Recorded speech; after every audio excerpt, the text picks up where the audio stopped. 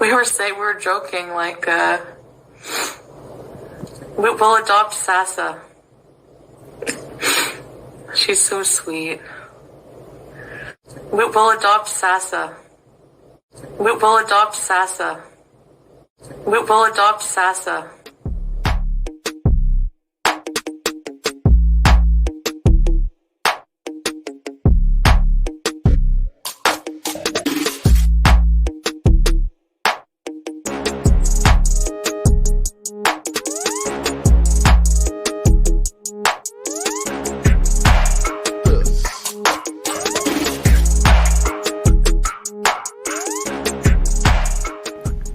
Hey everybody, how's everyone doing? I hope everyone is doing well. Thanks for tuning in. Well, it seems we have some actual content from Foodie Beauty. I'm kind of excited because I actually prefer the content a little bit more than the live streams. I don't know. I find them a little bit more enjoyable. So this one apparently is her travels from Damascus to Qatar. I don't know what this entails, but let's get into it. Guys, welcome back to another video. Enjoy some clips from my trip from Damascus, Syria to Doha, Qatar, and the full details and story of the trip coming up right now.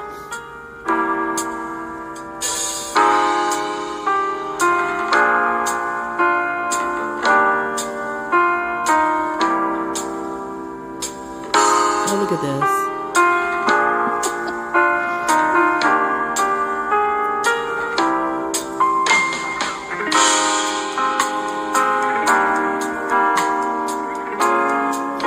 I will say, I love the choice of music. It's a little bit better than the usual stuff that she picks, so I appreciate that a lot.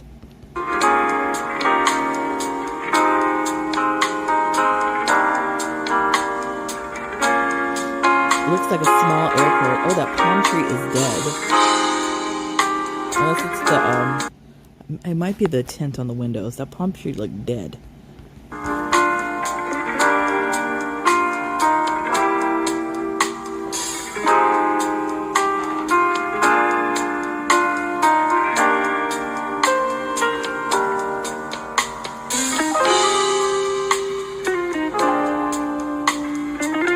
Is that the plane she wishes she was on? LOL.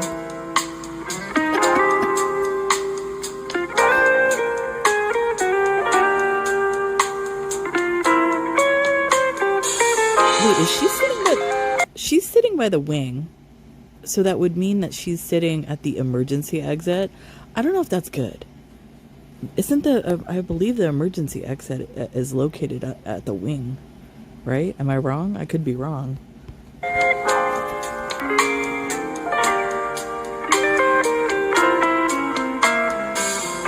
Why is she panicking?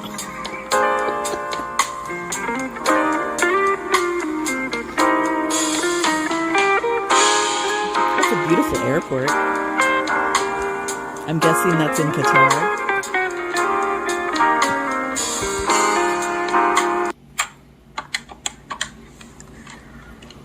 Oh, look at this. Lovely.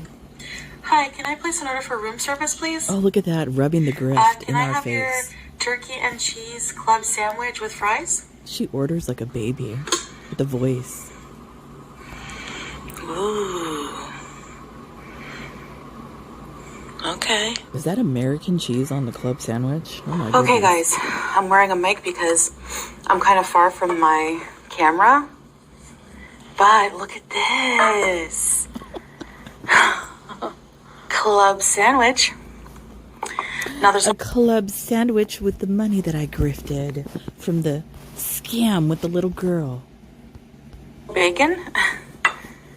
They probably could put some turkey bacon or something if they wanted. Bismillah, I'm so hungry. Does she say that before every meal? I believe so.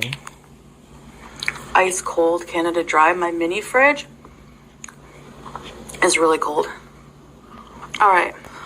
Wait a minute. So she's actually eating the snacks from the mini fridge? So she truly is wasting all that money. So I'm going to tell you a story time as I eat lunch with you. in the hotel. And I'm trying out the room service here for today. I'm going to have lunch. Why does she seem so awkward in this? With you and let you know how it is. It's weird. She seems a little bit awkward and swollen at the same time. I don't know. Something's kind of weird. So it looks like this club sandwich has cute little toothpicks that are not sharp. So you're not going to hurt yourself. But those are cute. Some cheese. Has she never ordered a club sandwich before? I think that's pretty much standard when you order a club sandwich.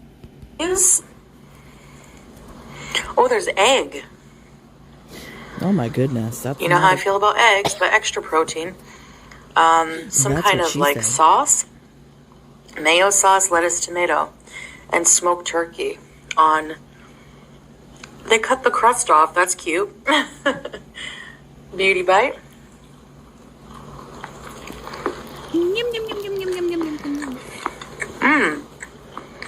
It's a club sandwich. Calm down. You know what? I apologize for the chewing noises. I don't know why she has the mic on like that. She has a little stand, so I don't understand why she's not using that, and we have to be tortured with the mic right next to her gobble gobble. That's actually really quite nice. I don't know what kind of sauce they use, but it's really good. An aioli, probably?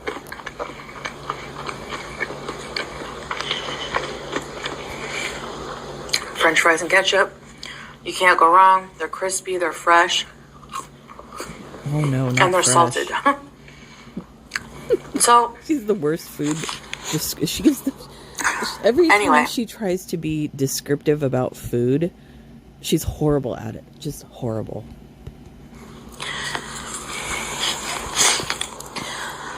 So I traveled from Damascus airport to Doha, Qatar. And okay, the way she's acting, take away the sandwich, change the room to like a police station, like an interrogation room. That's the vibe this is giving.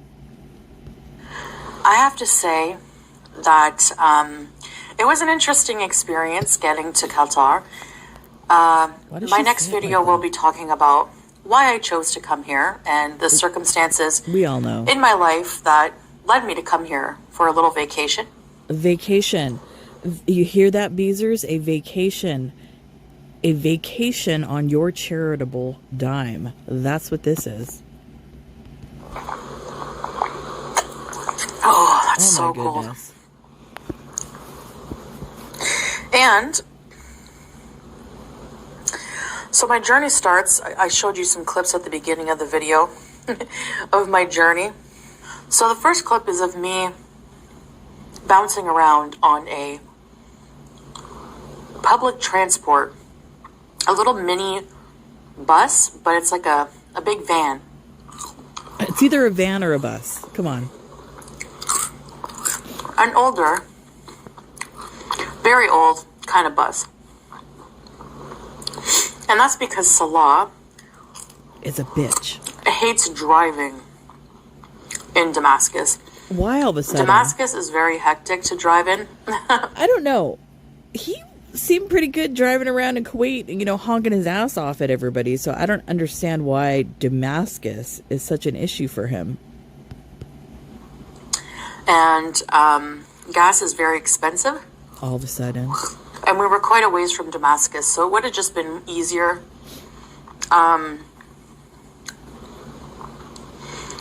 to take this bus. And he came with me, all the way with me, into where the bus parks. I took a taxi from there to the airport, which was like 20 minutes away. He just paid the guy, spoke to him in Arabic. I didn't talk to the guy the whole way. Language barrier. So, yeah. When I first saw the bus, I thought it was filling up very quickly. You know, and that's another thing. I appreciate she is doing the jump cuts because all of us really dislike when she says like 2 words in a sentence and then shoves some food in her mouth, and then we have to wait there till she chews through all of it for more words. So I actually appreciate the jump cuts. So thank you, Chantal, for doing that.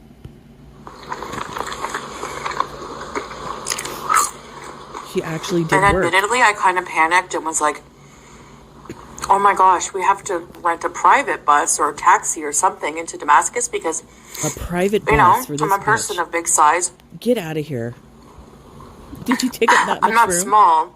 Am I even going to be able to fit in this place? And, I think she thinks she's like a celebrity and that she needs like, one of those giant buses that, when you're like in a concert, like, what are they called? A coach bus or whatever. Like a lot of musicians use when they're on the road and stuff like that. She wants something like that.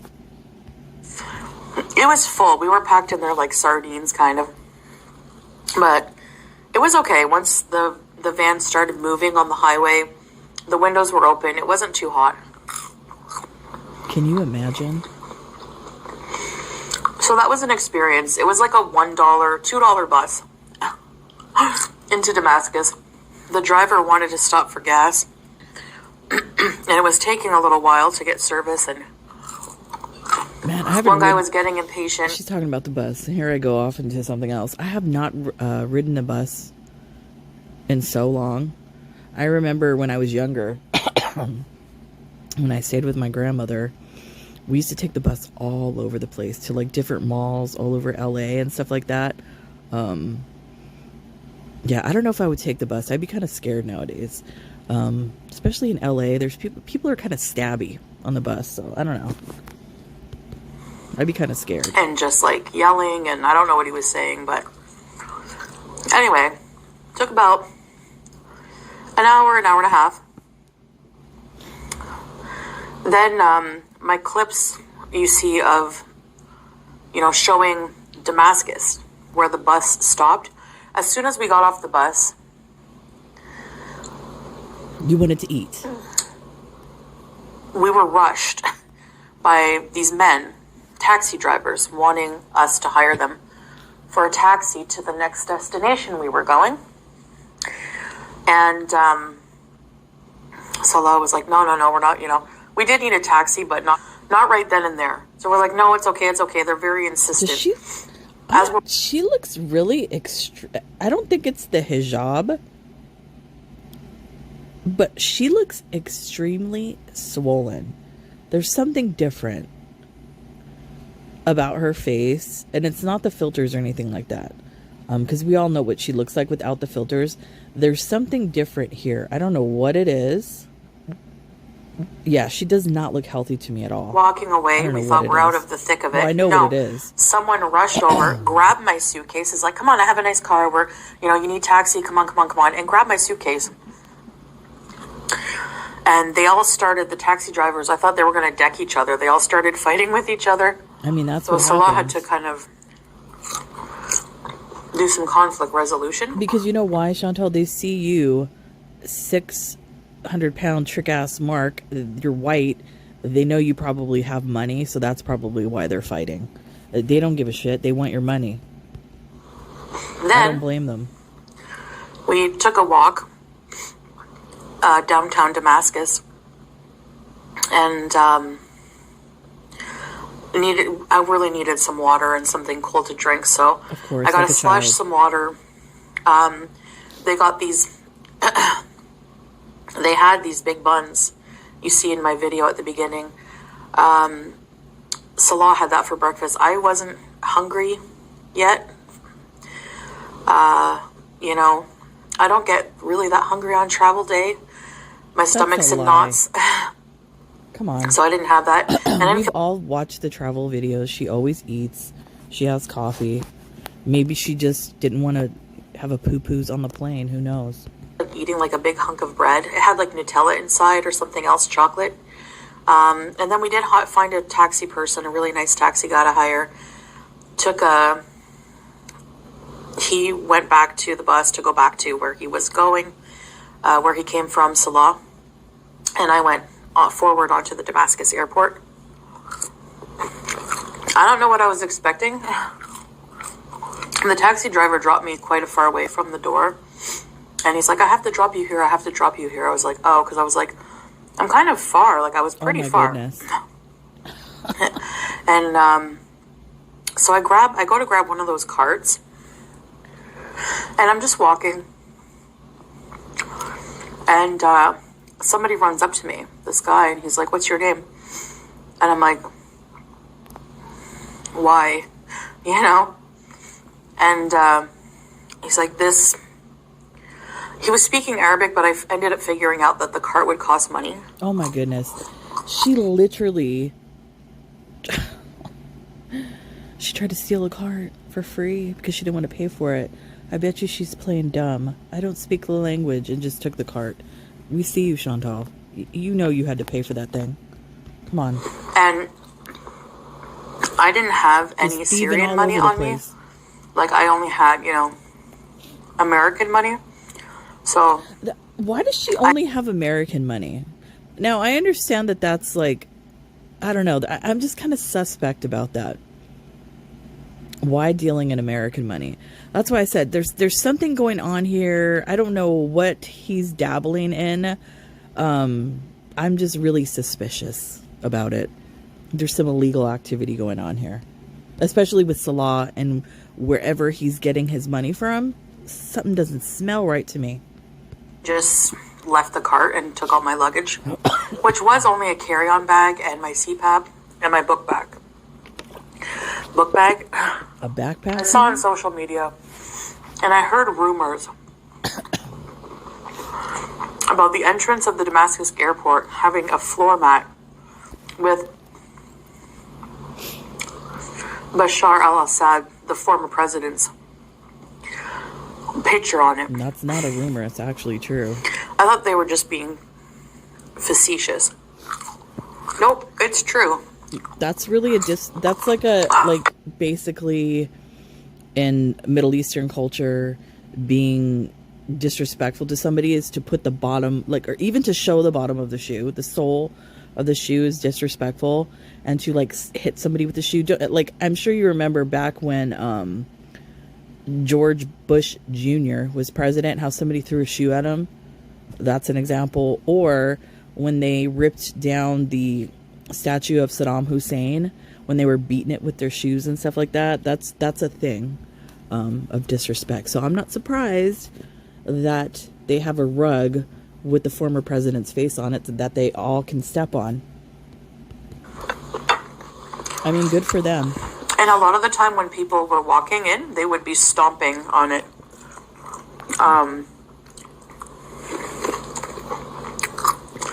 So that was very interesting to see.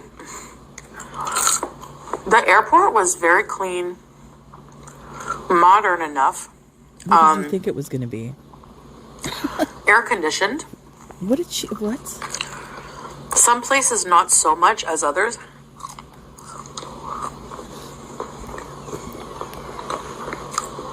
I mean, Damascus is still a major city, even though the country has been through all the stuff it's been through. There's still, the city itself is still functioning.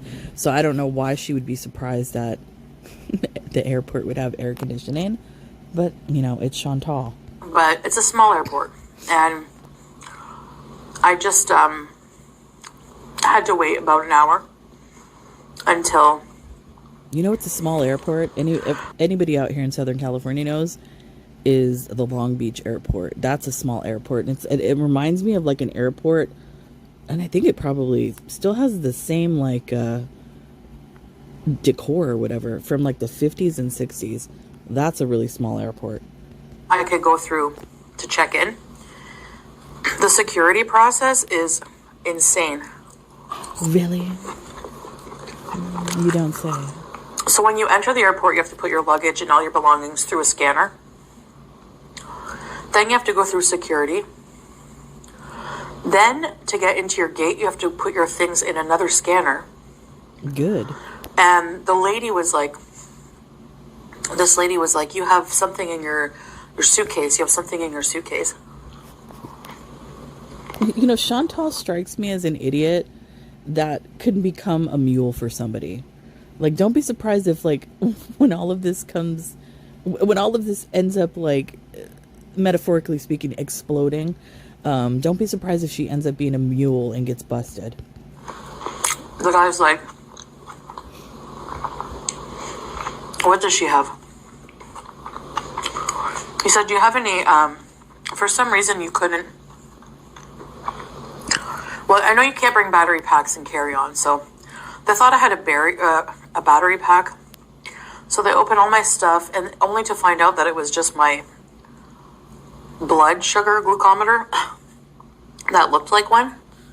Okay, so as it turns out, when I got to Doha, I did notice that there actually was a power bank. Oh my goodness. Stored in my medicine bag that they didn't catch, and I had no idea was even there.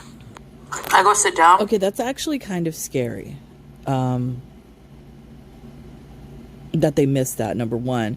But not only that she doesn't, I'm sure she doesn't understand the reason why you're not supposed to have batteries like that on the plane, especially if they're lithium, because they might become hot or activated or whatever on the plane and can start a fire. So that's why they don't like batteries on the plane. I'm waiting for the flight. Somebody comes to get me. They're like, you have to be patted down. So I go in a little room. A lady pats me down. Are you going to scream racism this time? Remember? Didn't you do that last time? I believe it was upon arrival in Canada. She tried to proclaim racism because she was wearing a hijab because of the way she looked. Will she be doing that here? I don't know. Probably not. I go sit down.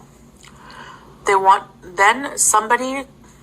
have to put all your luggage on a table. Yes.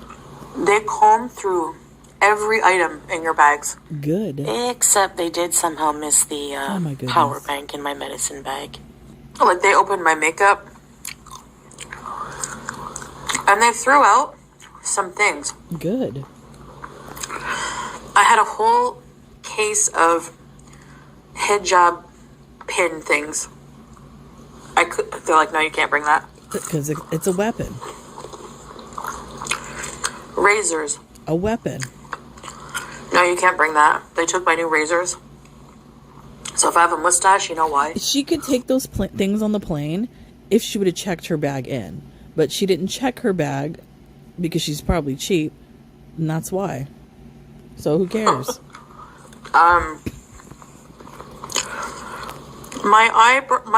This is the one thing I'm most bummed about.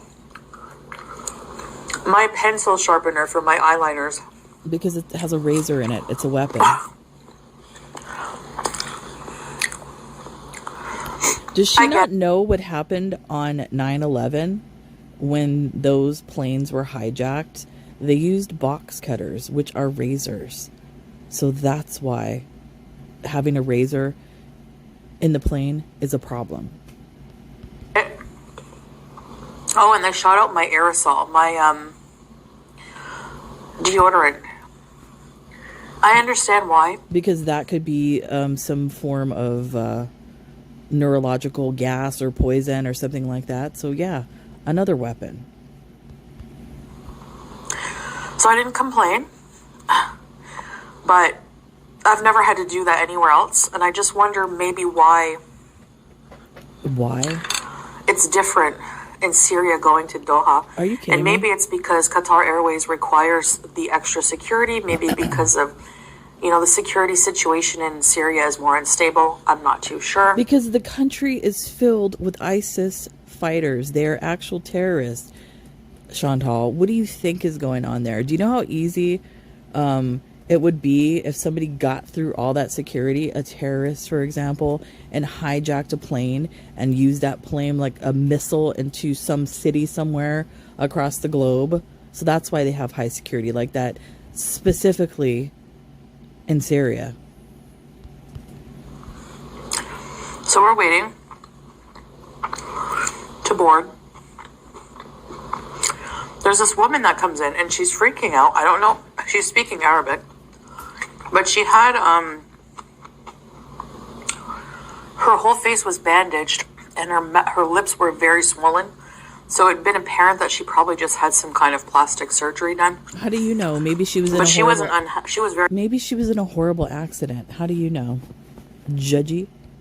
happy about something, and I don't know. I mean, you look like you're But other than that, it was right pretty now. uneventful. It was air conditioned. Can't complain. But the one thing I don't like in any airport, it's not just Damascus, this has happened in many places, even Qatar. You have to take one of those little buses to the plane, go up a whole bunch of stairs, and I had my carry-on, which was pretty heavy. You should have So I checked had to it. lug that up. I don't feel sorry for her. She could have checked her bag. And, but yeah, I actually it was a pleasant flight. It was 2 hours and 50 minutes or so.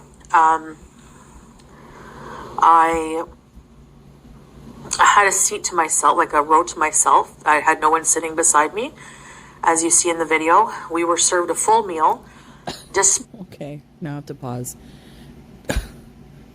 Now, it's probably a high probability that there would have been empty seats on this plane because Syria, who's really going in and out of there?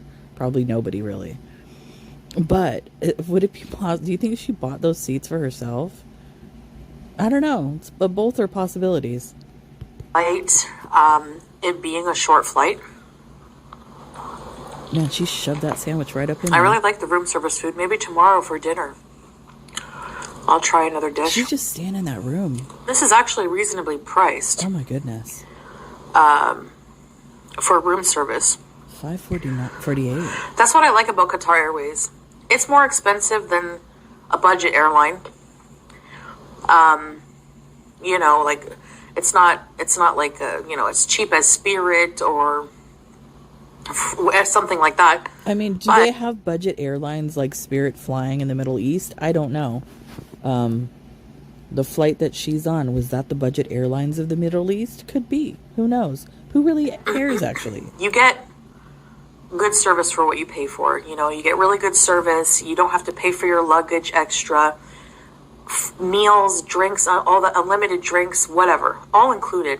You know, you don't have to pay $4 for a bottle of water. They'll just give you one. So there's little frills like that make it worth it for me. And I don't mind, you know, for that, I don't mind not cutting as many corners. Although Qatar is not too bad with price. It's, you know, it just depends. But obviously it's not as cheap as the no frills ones, but it's not that bad.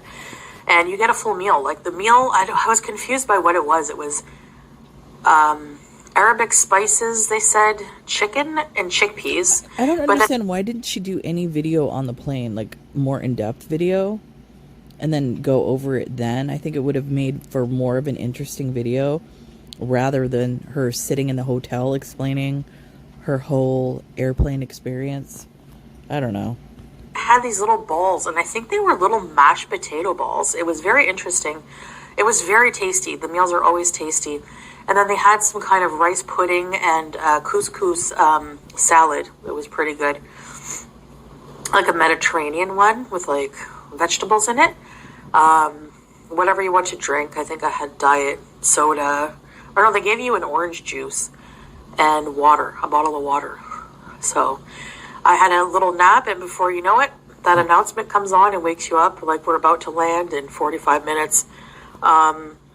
So I find the landing confusing. They announce it way ahead of time because, you know, they'll announce it and then I'll check like 20 minutes later and we're still above, like in the clouds. Like, you know, like where's the ground?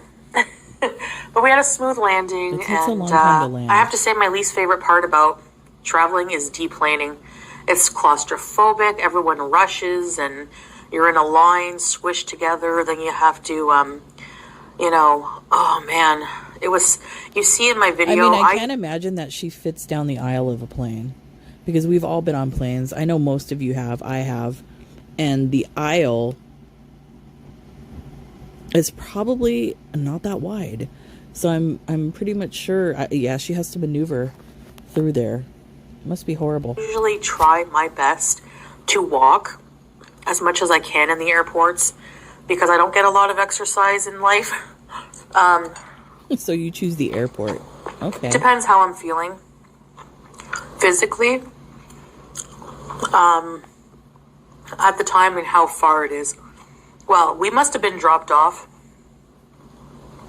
at the other end of the world. At the other end of the airport. We had to go to baggage claim, right? Like the immigration and baggage claim. So I'm like thinking, it can't be that far. Walking for about 10 minutes. No end in sight. Oh, man. I just noticed. I look up, it says baggage claim 18 minutes away. And I was like... That's like the Utah airport. I was sweaty. I was I'm like, oh, no way. No way. It's like miles in there.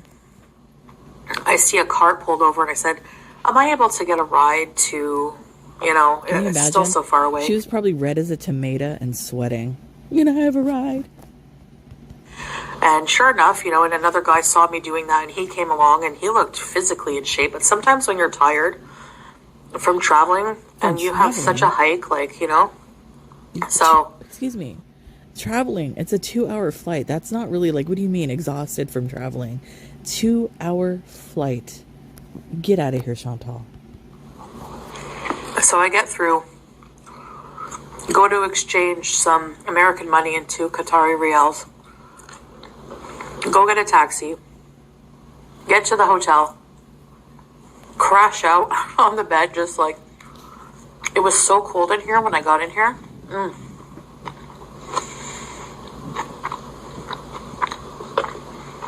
The first time staying in AC in like a month, but it was an experience. As stressful as traveling can be, especially airports, after a little while I get that itch, like I really crave to be on a plane, to travel and... What's she talking about? You know, but this trip was... Excuse me, ma'am. Excuse me. What do you mean you get the itch to be on a plane and travel? You haven't traveled. All you've been doing is visa runs. That's all you've been doing. You haven't been going to like exotic locations and filming and showing all of us, going to historical monuments and landmarks and all that shit. You've been doing nothing but visa runs and staying in the damn hotel. Get out of here.